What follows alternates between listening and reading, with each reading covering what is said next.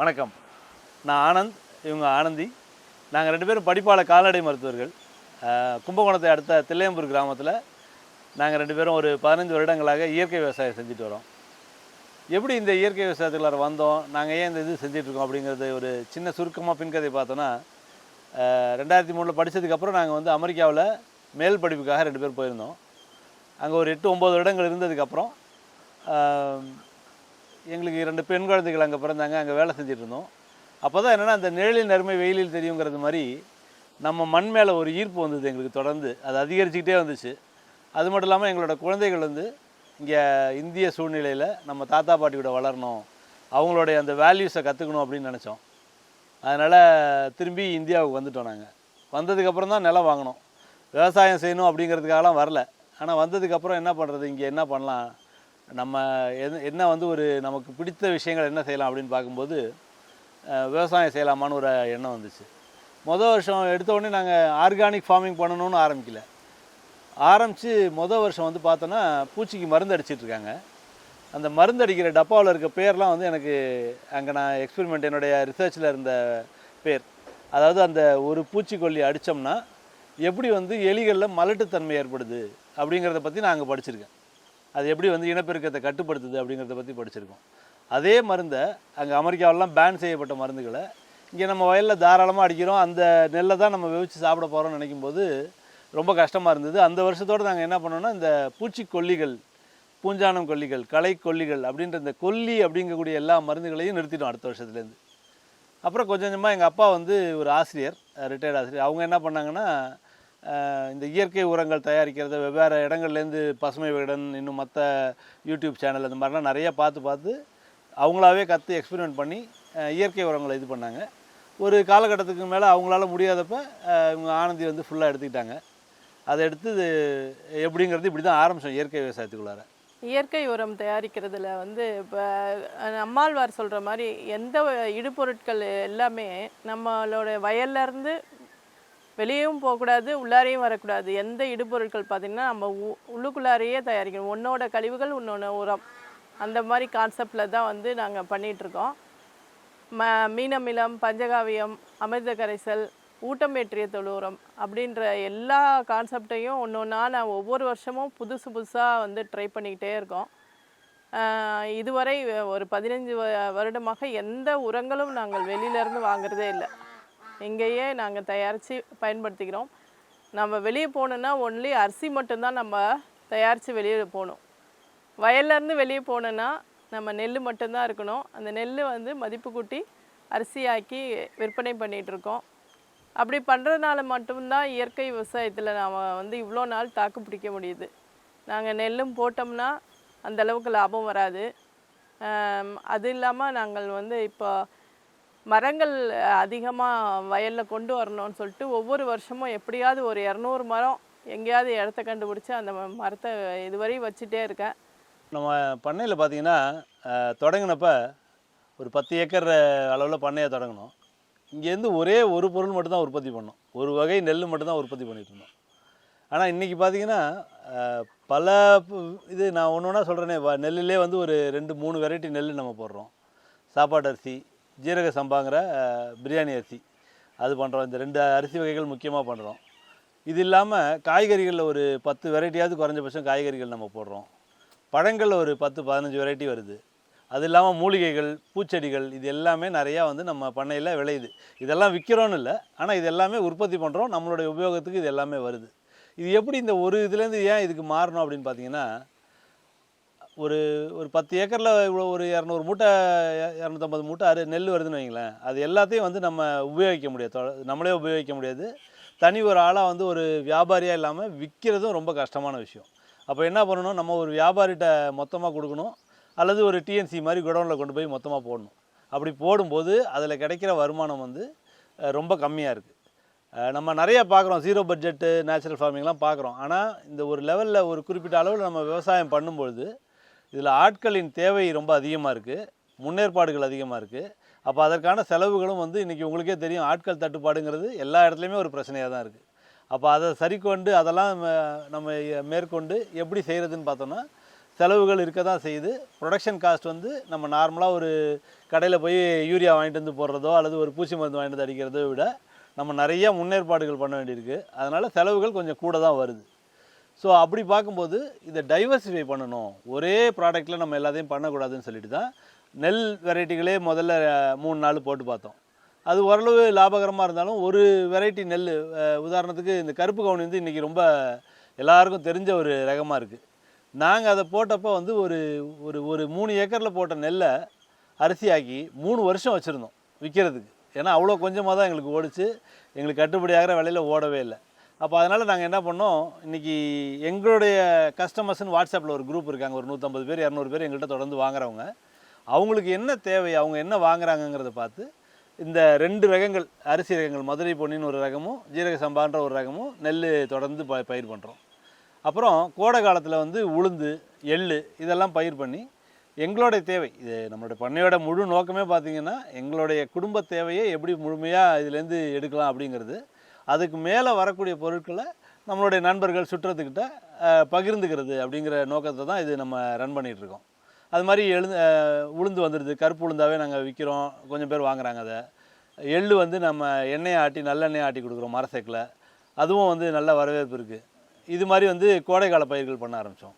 அப்புறம் கோடை காலத்திலே கொஞ்சம் காய்கறிகள் போட்டு பார்க்கலாம் அப்படின்னு சொல்லிட்டு கோடை காலத்தில் கத்திரிக்காய், இந்த கொடி காய்கறிகள் இருக்கு இல்லையா, பரங்கிக்காய், பூசணிக்காய், கொத்தவரங்காயில் அவரைக்காய், இதெல்லாம் வந்து நம்ம பாவக்காய் இதெல்லாம் போட ஆரம்பித்தோம். கொடி காய்கறிகள் நிறையா நல்லா விளையுதுன்னு சொல்லி தெரிஞ்சுது.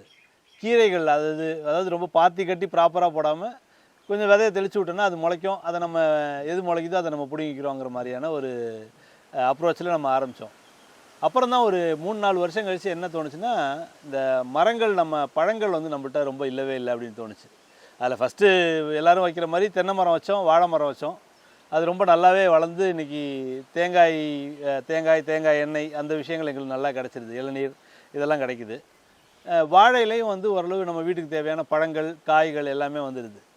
அப்புறம் அதை தொடர்ந்து கொஞ்சம் கொஞ்சமாக ஒரு ஏக்கர் நிலத்தை எடுத்து என்ன பண்ணோன்னா மேடு அடித்து அதில் பழமரங்கள் ஃபுல்லாகவே வச்சுருக்கோம். சப்போட்டா, மாமரத்தில் ஒரு 6-7 வெரைட்டி, வாட்டர் ஆப்பிள், வேறு என்ன பழங்கள்மா, இன்னும் நிறைய பழங்கள் வச்சுருக்கோம்ல. கிட்டோம்னா மா வெரைட்டியில் மட்டும் ஒரு 8 வெரைட்டி இருக்குது. கொய்யாவில் பார்த்தீங்கன்னா ஸ்ட்ராபெரி கொய்யா, பீட்ரூட் கொய்யா அப்படின்னு சொல்லிட்டு அதில் பல வெரைட்டி. என்னென்ன வெரைட்டி நான் எங்கே போய் ஏதாவது புதுசாக பார்த்தேன்னா அந்த வெரைட்டி கொண்டு வந்துடுவாங்க. அதே மாதிரி வந்து முள் சீத்தா, ராமர் சீதா அப்படின்னு இருக்குது. அந்த மரங்கள் மட்டும் நம்ம பல மரங்கள் கூட வந்து வணிக மரங்களும் வைக்கணும் அப்படின்னு சொல்லிட்டு அந்த வணிக மரங்களில் வந்து வேங்கை, மகாகனி, தேக்கு, சந்தனம் எல்லாமே இருக்குது. நம்மளோட அந்த 1.5 ஏக்கர் பார்த்திங்கன்னா ஃபுல்லாக இப்போ பார்க்கலாம் போய் அவ்வளோ வெரைட்டி ஆஃப். நாங்கள் ஒரு 4 வருஷம் வந்து தாக்கு பிடிக்கணும், ஆனால் அமைதியாக உட்காந்து அதுக்கு ஒர்க் பண்ணணும். 4 வருஷம் முடிஞ்சிச்சுன்னா உங்களுக்கு வீட்டுக்கு தேவையான அத்தனை பழங்களும் இந்த 1 ஏக்கரில் இருந்து நம்ம பெற்றுடலாம். இன்றைக்கி நம்ம பண்ண இந்த பழமரங்கள், இது காய்கறிகள் பற்றி பேசணும். அதே மாதிரி உயிரினங்கள் பெருக்கமும் வந்து ஒரு குறிக்கோளை தான் நம்ம பண்ணையில் வச்சு செய்கிறோம். எந்த ஆர்கானிக் ஃபார்ம்னாலும் இது கண்டிப்பாக அவசியம், அதில் எல்லாமே இருக்கிறது. இதில் ஃபஸ்ட்டு நம்ம ஆரம்பித்தது என்னென்னு பார்த்தீங்கன்னா, ஒரு குளம் வெட்டினோம். மரம் வைக்கிறதுக்கு மண் வேணும் அப்படிங்கிறதுக்காக ஒரு குளம் வெட்டினோம். சரி, குளத்தில் தண்ணி சும்மா இருக்கே அப்படின்னு சொல்லிட்டு மீன் குஞ்சு வாங்கி விட்டோம்.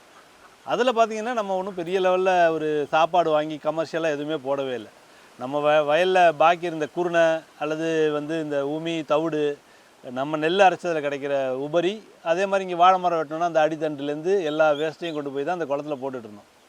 அது பார்த்திங்கன்னா ஒரு வருஷத்தில் நம்ம மீன் குஞ்சு வாங்கின செலவுகளை விட அதிகமாகவே லாபம் வந்துச்சு. அதனால் வந்து நாங்கள் இப்போ 3 குளம் வெட்டியிருக்கோம். இன்னும் குளங்கள் வெட்டலாமாங்கிற யோசனை கூட இருக்குது. இதில் முதலீடு கம்மி, ஆனால் வெளியில் கமர்ஷியலாக விற்கிற மீன்லாம் வந்து 1.5 கிலோ 2 கிலோவுக்கு வரும், 6 மாதத்தில் வரும், 8 மாதத்தில் வரும். நம்ம மீன் கொஞ்சம் மெதுவாக வளரும், ஆனால் இயற்கையாக வளருது. வாங்குறவங்களே சொல்கிறாங்க, உங்கள் மீன் வந்து சுவையாக இருக்குது, உங்கள்கிட்ட வாங்குகிற மீன் நல்லா சுவையாக இருக்குதுன்னு சொல்கிறாங்க. அடுத்தபடியாக வந்து இந்த உரங்கள் எல்லாத்துக்குமே அடிப்படையாக இருக்கிறது என்னென்னு பார்த்தீங்கன்னா, சாணமும் கோமியமும் தான். மாட்டு மூத்திரமும் சாணியும் மட்டும்தான் நமக்கு எல்லா உரங்களுக்குமே அடிப்படையாக இருக்குங்க. அப்போ அதை வெளியிலேருந்து நம்ம எடுத்துகிட்டு வந்து போடும்போது 2 சிக்கல். ஒன்று வந்து இன்றைக்கி டிரான்ஸ்போர்ட்டேஷன் காஸ்ட்டு, ஆட்கள் பற்றாக்குறை. சாணியில் வந்து இறங்கி அள்ளி போடுறதுக்கு, உரக்குழிலேருந்து அள்ளி போடுறதுக்கே ஆட்கள் இல்லை, நிறையா ரொம்ப குறைஞ்சிட்டாங்க. அதை டிரான்ஸ்போர்ட் பண்ணிட்டு வரதுக்கு டிராக்டரோடைய காஸ்ட்டு அல்லது வந்து ஒரு ஜேசிபி வச்சு அள்ளி போடுற காஸ்ட்டுங்கிறது ரொம்ப அதிகமாக இருக்குது. ரெண்டாவது மிகப்பெரிய பிரச்சனை என்னென்னா, நம்ம இங்கே ஆர்கானிக் ஃபார்ம்னு சொல்லிட்டு எந்த விஷமும் உள்ளார வரக்கூடாது, எந்த நெகிழிகள் உள்ளார வரக்கூடாது, பிளாஸ்டிக்ஸ் எல்லாம் கொண்டு வரக்கூடாது நம்ம முயற்சி பண்ணிகிட்ருப்போம். ஆனால் அந்த உரக்குழியை வந்து குப்பை குழியாகவே தான் எல்லாருமே ஆக்கிட்டாங்க கிட்டத்தட்ட. அதனால் அவ்வளோ குப்பைகள் அதில் சேர்ந்துருக்கு. நாங்கள் ஒரு தடவை என்ன பண்ணோன்னா, ஒரு ஒரு பெரிய நிறுவனத்துலேருந்து ஒரு 3 வருஷமாக அவங்க எடுக்காமல் ஒரு 10-15 மாடுகள் வச்சுருக்காங்க. அந்த சாணியை வந்து எல்லாம் நாங்கள் உரக்குழியில் கொட்டி வச்சுருக்கோம், நீங்கள் எடுத்துக்கோங்க அப்படின்னு சொன்னாங்க. நம்ம எடுத்துகிட்டு வந்து லாரியிலலாம் அதுக்காக செலவு பண்ணி கொண்டு வந்து கொட்டிட்டு பார்த்தா அதில் அவ்வளோ பேப்பர், அதில் பேப்பரு, இந்த நம்ம சாப்பாடு வாங்குகிற கவரு, இந்த அலுமினியம் ஃபாயில், இது மாதிரி நிறைய விஷயங்கள் வந்து அந்த குப்பையை பிரித்து எடுக்கிறதுக்கே எங்களுக்கு செலவு அவ்வளோ ஆணுச்சு. வருஷம் அந்த குப்பையை கிழிக்கும் போதெல்லாம் அதுலேருந்து பேப்பர் வரும், அதெல்லாம் நாங்கள் அள்ளி பொறுக்கி ஒரு பக்கமாக கட்டி வச்சுட்டு இருக்கிறதுன்னு ஆகிட்டு இருந்தது. இப்போ அதனால் நாங்கள் என்ன பண்ணோன்னா, சரி ஒரு மாடு வாங்கி வச்சு பார்ப்போம் வயலில் அப்படின்னு சொல்லிட்டு ஒரே ஒரு நாட்டு மாடு தான் முதல்ல வாங்கினோம். ஒரு மாடும் கன்றுக்குட்டியும் வாங்கினோம். இன்றைக்கி வந்து எங்கள்கிட்ட ஒரு 4 மாடு இருக்குது, ஒரு 2 கன்றுக்குட்டி நிற்கிது. இன்னும் கொஞ்சம் அது பெருகும் போல தோணுது. இதில் என்னன்னு பார்த்தீங்கன்னா, ஒரு சாணம் கிடைக்குது, கோமியம் கிடைக்குது. இதை தாண்டி இந்த மாடு பால், நம்ம மாட்டு பால் வருது, நாட்டு மாட்டு பால் கிடைக்குது நமக்கு. வாரம் வந்து அந்த தயிர் ஊற்றி வைக்கிறதுலேருந்து எடுக்கிற வெண்ணெய், நெய் பார்த்திங்கன்னா நம்ம குடும்ப தேவைக்கு போதுமானதாக இருக்குது. அந்த மாதிரி ஒரு வாசமான நெய் வந்து நான் கூட என்னடா A2 கீன்றாங்களே, என்ன எதுக்கு 1000 ரூபாய்க்கு விற்கிறாங்க அப்படின்னு யோசிச்சிருக்கேன். ஆனால் அது நம்ம வீட்டில் செஞ்சு சாப்பிடும்போது தான் தெரியுது அதனுடைய சுவை எவ்வளோ டிஃப்ரெண்ட்டாக இருக்குது. நம்ம கடையில் வாங்குகிற நெய்யை விட இது எவ்வளோ நல்லா இருக்குங்கிறது தெரியுது. ஸோ அதனால் வந்து மாடுகளை பெருக்கிக்கிட்டே இருக்கோம் தொடர்ந்து, கொஞ்சம் கொஞ்சமாக ஆர்கானிக்காக. நம்ம நினச்சா போய் வெளியிலேருந்து ஒரு 10 மாடு வாங்கிட்டு வந்து வளர்க்கலாம். ஆனால் அதை விட வந்து நம்ம மாடுகள் ஒரு 2 மாடாக இருந்தது, இன்றைக்கி 5 மாடாக பெருகிருக்கு. அதையே வந்து இன்னும் பெருக்கம் பண்ணி ஒரு 5 மாடுங்கிறது 10 மாடாக ஆகணும் அப்படிங்கிறது எங்களுடைய நோக்கமாக இருக்குது. இப்போ புதுசாக லேட்டஸ்ட் முயற்சியாக என்ன பண்ணியிருக்கோன்னா, போன வருஷத்துலேருந்து நாட்டு கோழிகளை வாங்கி வளர்க்க ஆரம்பிச்சிருக்கோம். முதல்ல ஒரு செட்டு கோழி வாங்கி அது முட்டை விட்டு அடகாத்து ட்ரை பண்ணோம். அதில் வந்து எங்களுக்கு அந்தளவு சக்ஸஸ் இல்லை. ஏன்னா ஓப்பனில் தான் இருக்குது. இதில் கீரி புல்லை தூக்கிட்டு போகிறது, நம்ம நாய்கள் வந்து கடிக்கிறது அப்படிங்கிறது நிறையா இருந்தது. அதனால் குஞ்சுகளாக வளர்க்காமல், குஞ்சுகள் முட்டை பொறிச்சு வளர்க்காமல் குஞ்சுகளை வாங்கி நாங்கள் வளர்த்துட்ருக்கோம். இப்போ அதுலேயும் பார்த்திங்கன்னா ஒரு நல்ல வருமானம் வந்து கிடச்சிக்கிட்டே இருக்குது தொடர்ந்து. கோழிகளை வந்து கறிக்கு விற்கிறது ஒரு கொஞ்சம், அதுலேருந்து கிடைக்கிற முட்டைகள் வந்து நம்மளுடைய உபயோகத்துக்கு பயன்படுது. இன்றைக்கி நாட்டுக்கோழி முட்டை வெளியில் கிட்டத்தட்ட 15 ரூபா வரைக்கும் விற்க ஆரம்பிச்சிருக்கு.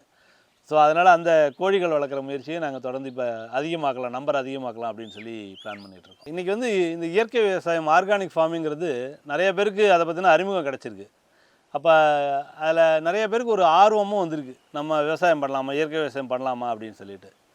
ஆனால் போதுமான புரிதல் இல்லாமல் நம்ம நேரடியாக வந்து ஒரு கையில் பணம் இருக்குது அல்லது கையில் இடம் இருக்குது, நிலம் இருக்குது அப்படிங்கிறனால நம்ம முழுமையாக இதில் இறங்கும்போது சில சிக்கல்களெல்லாம் சந்திக்க நேரிடுது.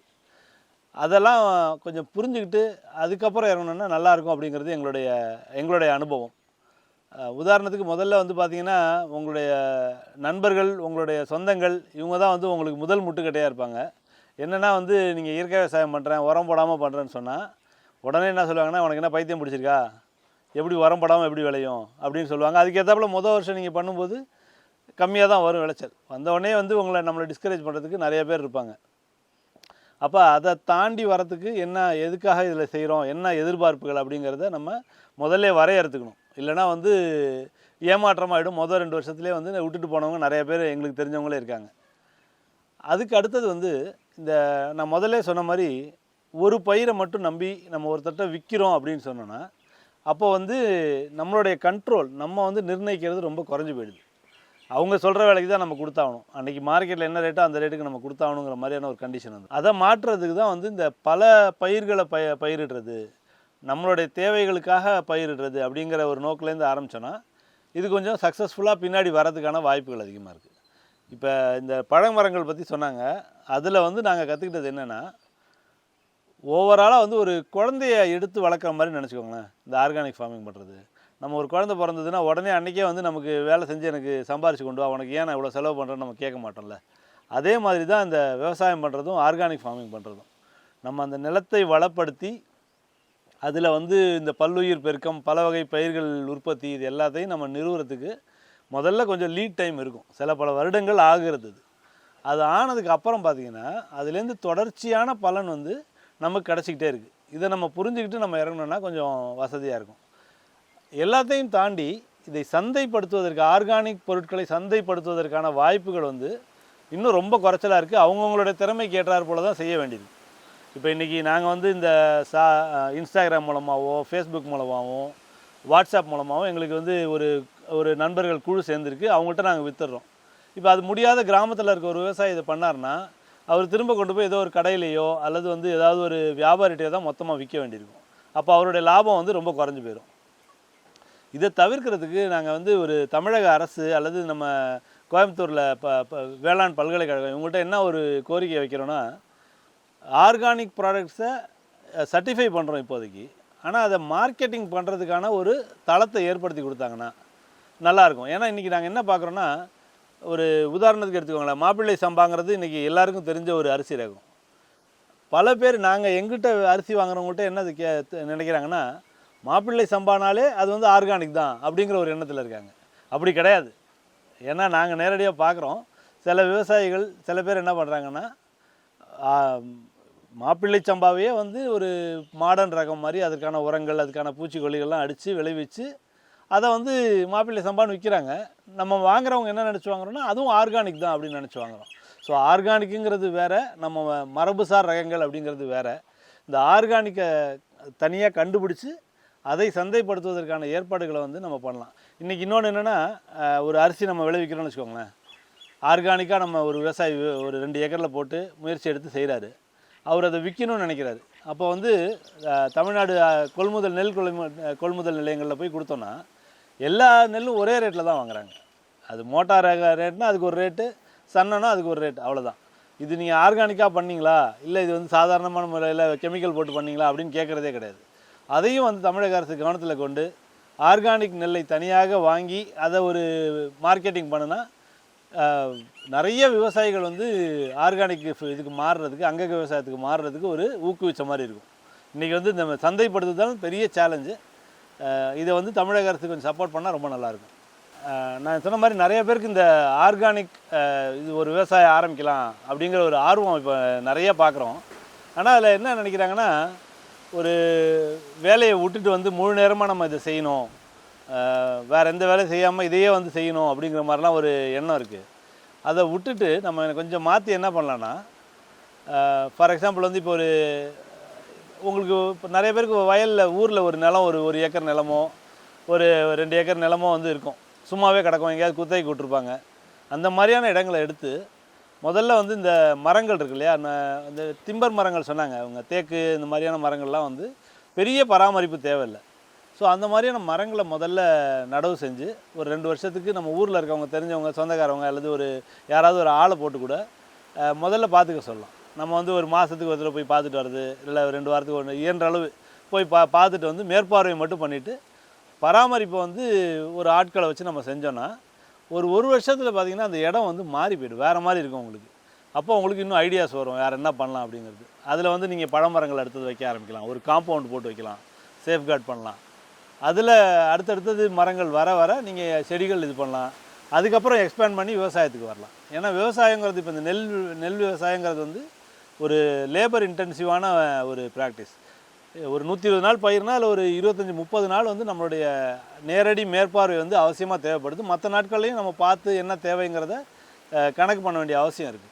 ஸோ அதனால் நான் என்ன சொல்லுவேன்னா, இதுக்கு வரவங்க வந்து நேரடியாக நெல்லுக்கு போகாமல் இந்த மாதிரியான மரப்பயிர்கள் பார்ட் டைமாக பண்ணக்கூடிய ஆர்கானிக் ஃபார்மிங் முதல்ல ஸ்டார்ட் பண்ணிவிட்டு அது வளர வளர அடுத்தது லைஃப் ஸ்டாக்கை கொண்டு வரலாம், அடுத்தது நம்ம அக்ரிகல்ச்சரை கொண்டு வரலாம். முதல்ல ஹார்டிகல்ச்சரில் ஆரம்பித்து கொஞ்சம் கொஞ்சமாக இதுக்கு வரலாங்கிறது எங்களோட ரெக்கமெண்டேஷன்.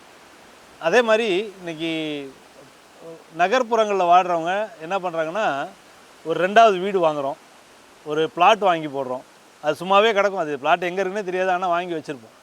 அந்த மாதிரியான விஷயங்கள் செய்கிறத விட இந்த மாதிரி வயல் இயற்கை சார்ந்த இடங்களை வாங்கி நீங்கள் பராமரிச்சிங்கன்னா, எங்களுடைய அனுபவத்தில் நாங்கள் என்ன ஃபீல் பண்ணோன்னா, நாங்கள் ஆரம்பித்தது வேறு பர்பஸ்ஸு, ஆனால் இதுலேருந்து கிடைக்கிற அமைதி, மன அமைதியும் உடலுக்கான ஆரோக்கியமும் மன அமைதியும் வந்து எவ்வளோ காசு கொடுத்தாலும் நம்மளால் வாங்க முடியாது. நம்ம ஒரு காசு கொடுத்து வெளியில் போய் ஒரு உதாரணத்துக்கு கன்னியாகுமரிக்கு நம்ம போய் சன்செட் பார்க்க போகிறோம். இன்றைக்கி எங்கள் வயலில் பார்த்திங்கன்னா சாயங்காலம் ஒரு 6 மணிக்கு வந்து உக்காந்தோன்னா இந்த குளத்துக்கு பக்கத்தில் மாடுகளோடு உட்காந்து நம்ம பார்க்கும்போது அவ்வளோ அழகான சன்செட்டை நம்ம வயல்லே பார்க்க முடியுது. ஸோ இந்த மாதிரியான பர்சனலான அனுபவங்கள் இருக்குல்ல, மெமரிஸ் இருக்குல்ல, கோர் மெமரிஸை க்ரியேட் பண்ணுறதுக்கு, எங்கள் பிள்ளைகளுக்கான அனுபவங்களை க்ரியேட் பண்ணுறதுக்கெலாம் வந்து இந்த வயல் வந்து அவ்வளோ உதவி இருக்குது. இதெல்லாம் நம்மளால் செய்ய முடியுது, இதெல்லாம் நம்ம வயல்லேருந்து நம்ம உருவாக்குனது அப்படிங்கிற பெருமை இருக்குல்ல, அது வந்து வேறு எதுலேயுமே வரதில்லை. நம்ம ஒரு வீடு கட்டி வாடகைக்கு விடலாம், ஒரு இடத்த வாங்கி விற்று லாபம் பார்க்கலாம், ஆனால் அந்த காசு கொடுக்காத ஒரு அமைதியை இது கண்டிப்பாக கொடுக்குது. அதனால் இந்த எக்ஸ்ட்ரா பணம் இருக்குது, 2வது வீடு வாங்கலாமா, 3வது வீடு வாங்கலாமா, இல்லை பிளாட் வாங்கி போடலாமான்னு யோசிக்கிறவங்க இந்த மாதிரியான ஒரு இயற்கை சார்ந்த வாழ்வை நோக்கி போனோன்னா அது மற்றவங்களுக்கும் ஒரு ஒரு இன்ஸ்பிரேஷன் கொடுத்த மாதிரி இருக்கும், மற்றவங்களுக்கு ஒரு மோட்டிவேஷன் கொடுக்கும். இந்த இயற்கை விவசாயம் செய்கிறனால இந்த பெண்கள் தான் பண்ணணும், அப்படி ஆண்கள் தான் பண்ணணும் அப்படின்லாம் இல்லை. பெண்களாலையும் முடியும் அப்படின்றது தான் வந்து பெண்கள் தான் முக்கியமாக பண்ணணும். ஏன்னா அவங்க ஒவ்வொரு விஷயத்துலேயும் கான்சன்ட்ரேட் பண்ணி இந்த தாவரத்துக்கு இந்த பொருள் வேணும் அப்படின்றத அவங்களால ரொம்ப அதிகமாக பண்ண முடியும்னு என்னோட நம்பிக்கை. பெண்கள் கட்டாயம் இந்த இதுக்கு வரணும். இந்த 15 ஏக்கரையும் வந்து மேனேஜ் பண்ணுறது வந்து என்னால் முடியுது. ஆனால் காலையில் இதுக்காக நான் வந்து ரொம்ப இயர்லியராக எழுந்து பிள்ளைங்களை கிளப்பி விட்டு அப்படின்னு ரொம்பலாம் ரிஸ்க் எடுக்கிறதுலாம் இல்லை. சும்மா நார்மலாக நம்ம ஒவ்வொரு வேலைக்கும் ஜாபுக்கு போகிற மாதிரி தான். காலையில் 9 மணிக்கு வயலுக்கு வந்தேன்னா ஒரு 12-1 மணிக்கெலாம் நான் வீட்டுக்கு போயிடுவேன். ஆட்களுக்கு என்னென்ன வேலைகள் செய்யணும் செய்யக்கூடாது அப்படின்றத வந்து சொல்லி கொடுத்துட்டு அவங்க அதை கண்டினியூ பண்ணுறாங்களா இல்லையா, அடுத்த நாள் வந்து இதை செஞ்சிங்களா அப்படின்னு சொல்லிட்டு நம்ம கேட்டால் போதும். அவங்களையும் கொஞ்சம் அப்படியே அரவணைச்சி நம்ம வந்து இந்த வேலையை செய்யணும் அப்படின்னு சொல்லிட்டோம்னா அவங்க நல்லா செஞ்சுப்பாங்க. நாங்கள் இயற்கை விவசாயத்தில் முன்னெடுக்கும் போது இது எங்களுக்கான தேவைகளாக இருந்தது. அப்புறம் சமுதாயத்திற்கு நம்ம என்ன செய்ய போகிறோம் அப்படின்னு போகும்போது தான் வந்து நம்ம மரங்கள் வைக்கலாமா அப்படின்னு ஒரு கான்செப்ட் போகும்போது மியாவாக்கி சில பேர் சொன்னாங்க மியாவாக்கி பண்ணலாம் அப்படின்னு. அதுக்காக வந்து நிலம் போய் எம்எல்ஏ கிட்ட பேசி ஒரு பொது இடத்துல வந்து ஒரு 2 ஏக்கர் பக்கம் நாங்கள் மரங்கள் நட்டோம். 5000க்கு மேலே மரங்கள் நட்டோம். அது இன்னும் நல்லா அருமையாக வந்துட்டுருக்கு. அதை மீறி வந்து பனை விதைகள் இது சாலை ஓரமாக நடுறதுக்காக ஒரு கலெக்டர் மூலமாக நாங்கள் பண்ணிகிட்டு இருந்தோம். அது அடுத்த வருஷமே சாலை விரிவாக்கம் பணிகளை வந்து நோண்டி எடுத்துட்டாங்க. அப்போ வந்து மன உளைச்சல் ரொம்ப அதிகமாக இருந்தது. இப்படி இவ்வளோ நம்ம கஷ்டப்பட்டு பண்ணது நல்லா வளர்ந்துருந்தது. நாங்கள் போய் அந்த ஈவினிங் பார்த்தோம். அந்த மரம் நோண்டினதில் கீழே அதோட வேர் வந்து நல்லா போயிட்டு இருந்தது. அத்தனை விதைகள் வந்து வெளியே வந்து விழுந்திருந்தது. பார்த்து ரொம்ப கஷ்டமாக இருந்தது. அப்புறம் நம்மளுடைய வயல்லையே நம்ம முடிஞ்ச அளவு மரங்களை கொண்டு வரணும். அதை யாராலையும் அழிக்க முடியாது இல்லையா, அதனால் நம்ம வயல்லையே கொண்டு வரணுன்ற கான்செப்டில் இப்போ முடிஞ்ச அளவு ஒரு ஏக்கர் வந்து ஒவ்வொரு வருஷமும் ஒவ்வொரு ஏக்கராக கொண்டு வரலாம் மர விதைகள் அப்படின்னு சொல்லிட்டு 1 ஏக்கர் பண்ணிட்டோம். அடுத்த வருஷம் ஒவ்வொரு வருஷமாக இன்க்ரீஸ் பண்ணலாம் அப்படின்னு பண்ணிகிட்ருக்கோம். கிட்டத்தட்ட ஒரு 15 வருடங்களாக ஆரம்பித்த இந்த பயணம் வந்து எங்களுக்கு இன்னும் ஆர்வமாக இன்னும் நிறைய செய்யணும், இன்னும் நிறைய கற்றுக்க வேண்டியிருக்கு அப்படிங்கிறதுல தொடர்ந்துக்கிட்டே இருக்கும்.